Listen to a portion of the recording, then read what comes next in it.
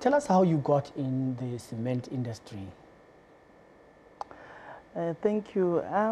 As you know, my career, I'm a chartered accountant, and I was working in the financial field, and I was working at Wiphold, and they've got a portfolio of assets. And one day, as part of the portfolio of assets, that's when we were running out of cement in the country. We decided that we are going to import cement. And we had a relationship with a Chinese company, and we started importing cement from Wiphold into the country. And then we started working on with the Chinese company to say, let's create a cement company, manufacturing company. That time, it was, there has never been anybody who entered the market for the last 50 years in building cement plants. So while we were working on that, then I was headhunted by PPC to come and join them as a chief financial officer. Given that PPC is the biggest in the country, national footprint, so I decided to join them. And that's how I got into the cement industry. It was through entrepreneurial spirit with the leadership of Wiphold of entering into the cement industry. And today, Wiphold has got a Mamba Cement. It's actually partly owned by Wiphold. They disrupted the market. Yeah, so that sounds interesting because you came in at a time when the country nearly went into crisis mode regarding shortage of cement. I remember then President Thabo Mbeki had to travel to even Vietnam to go and lure investors there to import more cement, especially before the 2010 World Cup. So now when you were getting in as a new entrant, did you come against challenges? Oh, there were a lot of challenges. There was a lot of hostility, including the major sort of players, because they said they have never seen women coming into the cement industries.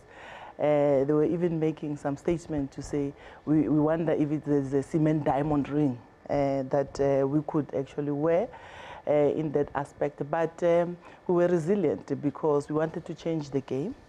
And we also learned a lot about the industry.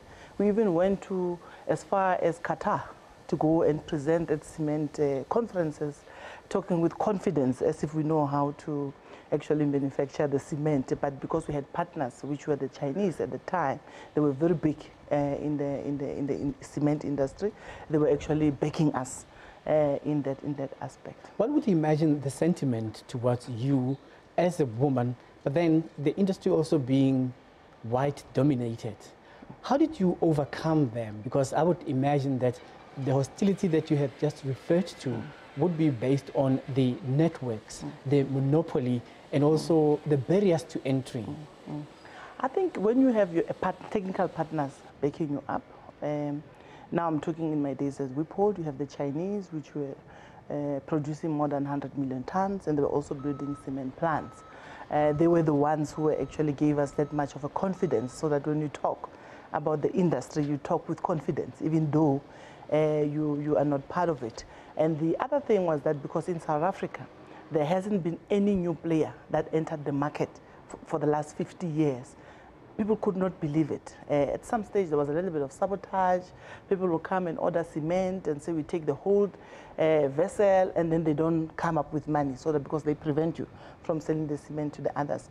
But the key aspect is that then when I've joined, even in PPC, at least I could talk the language. I could understand what the industry is all about. I could understand how you price a cement. I could understand the cost of the cement. And also to challenge them to say, don't sit quite comfortably in your corner. There are disruptors that are entering the market, but they didn't believe it.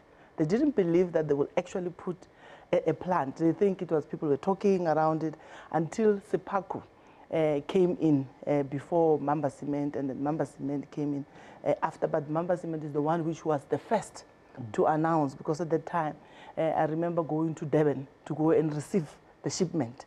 Went through the logistics and the processes with Transnet. It was such an interesting phenomenon to be in. Now, here's the status quo. There's debate around acquisitions and mergers. Some CEOs of different cement companies are saying that there needs to be consolidation. Others are saying, no, let's operate in a parallel. We are fine the way we are doing. What's your view?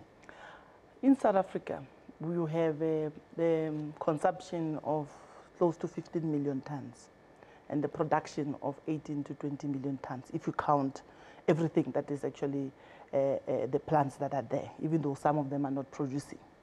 So you've got overcapacity, and you've got 6 players. You can't have 6 players in a market of 15 million tons.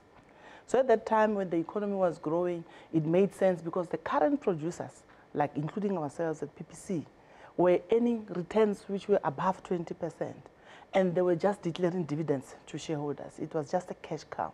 That was the time for them to put in new plants, but they never invested in new plants. Then as a result of that, it attracted competitors to come into the market, because when you see somebody generating 30% to 8% return on invested capital, you go to that market and you invest in it. That's why you had the new players coming in. Consolidation is necessary because you can't have 6 players with 15 million tons as a consumption. So in order to make the industry to be much better in terms of discipline from a pricing point of view, you really need to consolidate. All right. Thank you very much for making time to speak to us. Thank you.